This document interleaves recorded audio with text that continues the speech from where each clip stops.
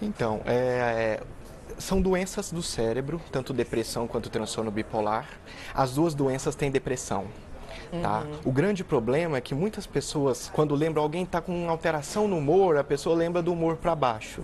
Ninguém nunca lembra do humor agressivo ou do aumento de impulsividade para aumento de comportamentos, quer sejam gastos, quer sejam uso de substâncias. Então, a ativação do cérebro, muitas vezes as pessoas não levam isso como um transtorno do humor, porque a gente entende o transtorno do humor geralmente quando desliga o cérebro, a pessoa fica deprimida, lentificada, mas as duas doenças têm depressão. E o que é importante, todo mundo sempre quando fala de transtorno bipolar lembra da forma grave, a antiga psicose maníaco-depressiva, aquelas pessoas que são internadas em crise agitada, falante, hipersexualizadas. Isso é a forma raríssima. No dia a dia que nós vamos lidar com pessoas, no ambiente de trabalho, nas escolas, são pessoas que têm depressão, mas com oscilação de humor. Com oscilações que são às vezes rápidas, às vezes de um dia para o outro, mas a pessoa não para de ter depressão, depressões crônicas, anos de depressão. Essa bipolaridade, então, na verdade, é essa oscilação de humor que às vezes pode tender mais para depressão, às vezes pode ser um pouquinho acima e que tem vários graus.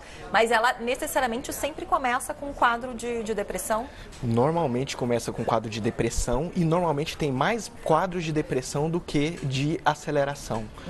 Então, são poucos períodos de aceleração. Na maior parte da vida vai ser uma doença depressiva. E essa aceleração, ela não necessariamente é no humor. A gente lembra, depressão, a pessoa fica triste, não é só isso.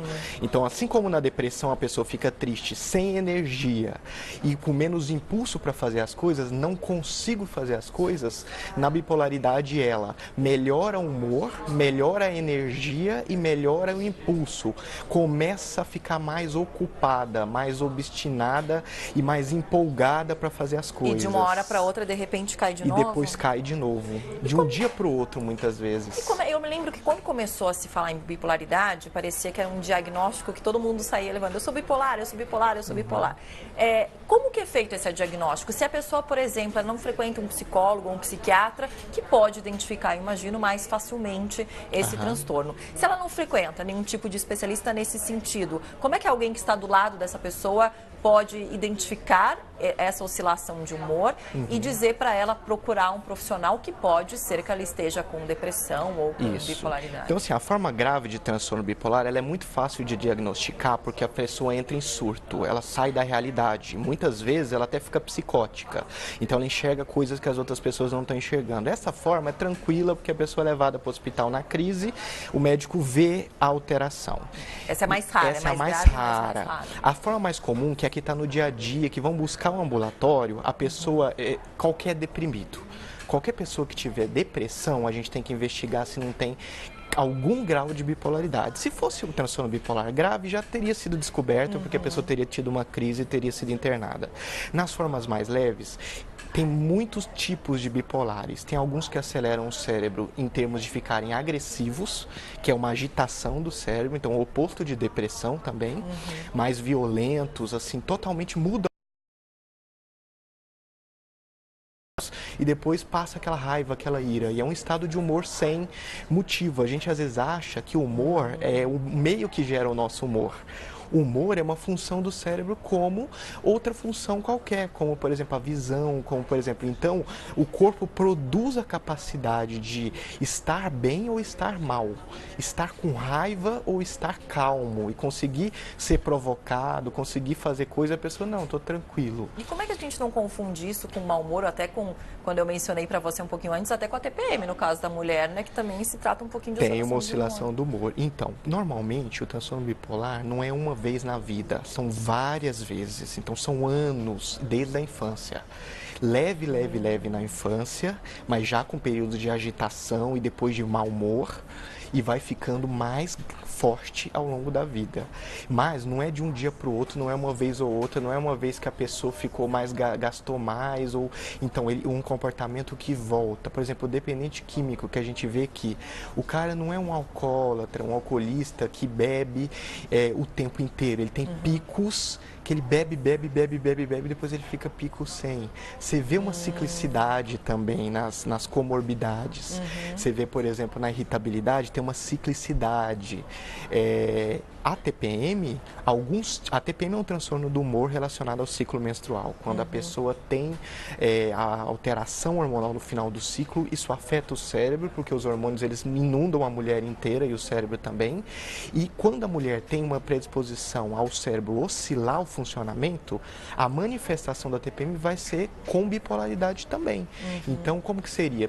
Períodos de depressão e períodos de agressividade. Não é irritabilidade, que é comum na TPM depressiva, e também no depressivo. Quando eu falo de agressividade, é ira, é raiva, é estar grosseiro, estar seco, estar sem paciência, sem pavio curto, sem tolerância. Agora, doutor, é uma doença genética ou ela também pode ser comportamental? Eu digo assim, a gente vive numa sociedade, como a gente fala, cada vez mais estressada, cada vez dormindo menos, mais cansada, isso pode afetar também? Isso. Ou às vezes, algum momento na história da vida de uma pessoa, de um trauma, de uma separação grave, de uma perda muito grande?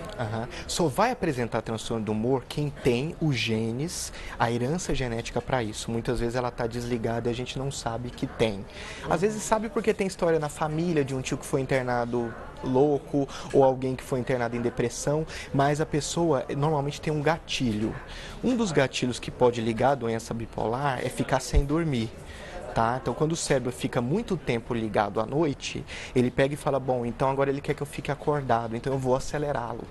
E aí começa a instabilizar a doença, por exemplo. Uso de outros estimulantes, cocaína, cafeína, energéticos, anabolizantes, qualquer tipo de estimulante do sistema nervoso central também liga aquela, mas só vai causar naquela pessoa que já tem a tendência. Mas a pessoa pode passar a vida inteira, por exemplo, com esse gene ali e nada acontecer. E nada acontecer. E assim, eventos de vida negativos inflamam o sistema nervoso. Então, às vezes a gente acha, por exemplo, que depressão é casada por um momento de vida difícil que a pessoa passou. Não é isso. Um momento de vício só serviu para causar inflamação naquele órgão. Poderia ser no dedo, poderia ser no pé.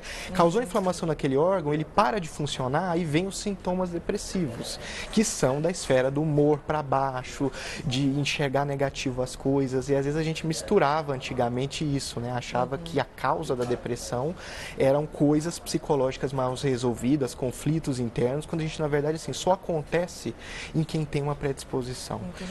E como que é feito esse tratamento, doutor? Então, o tratamento do transtorno bipolar, se for formas mais graves, eles vão precisar de mais medicamento estabilizador do funcionamento dessas áreas do cérebro. Se for a forma mais leve, às vezes a pessoa não precisa de medicamento a vida toda. Ela pode ficar um período sem medicamento e ela, quando conhece a doença, ela sabe, meu humor oscila. Eu fico mais irritado, mais agressivo. Quando eu estiver assim, eu não vou me demitir, eu não vou terminar um casamento. Mas existe um medicamento para dar uma estabilizada aí nesse humor, pelo menos num primeiro momento, até ela conhecer melhor. Quanto mais rápida a oscilação, infelizmente os medicamentos não funcionam tão bem. Então, naquelas pessoas que ficam muito tempo com o humor de um jeito, depois com o humor de depressão, o remédio funciona melhor.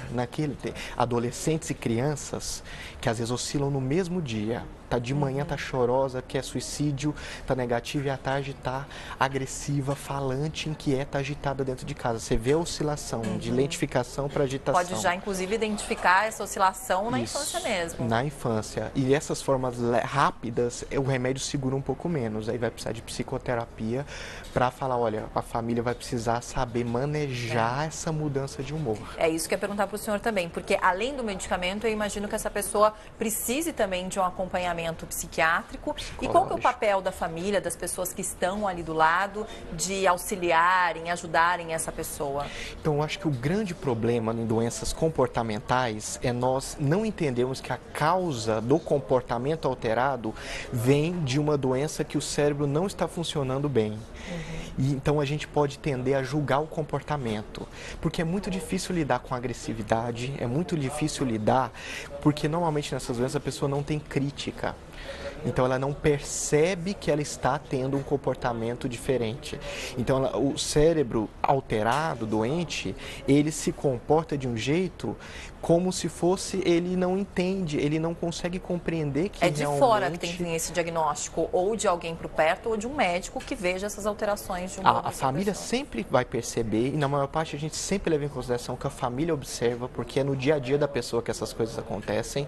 Formas graves, a pessoa fica em crise 10 dias, então dá pra ver a pessoa em crise. Nas formas leves, dura 1, 2 dias, e só o familiar vira e fala, olha, ele calmo, tranquilo aqui, mas ele tem picos de agressividade, de uso de substância, de gastos excessivos que se descontrola, a gente está com raiva. Por quê? Porque se entender a doença, a família vai entender que eu não vou julgar, eu tenho que responsabilizar sim a pessoa. Olha, você tem que ter controle sobre seus comportamentos, não significa que você tem um diagnóstico, que você pode fazer qualquer coisa e que tudo bem é culpa da doença, não, significa que mais do que isso você precisa estar responsável e se monitorizando o tempo inteiro. Se perceber que você está irritável, pelo contrário, não se comunica, não vai começar embate porque vai ser pior.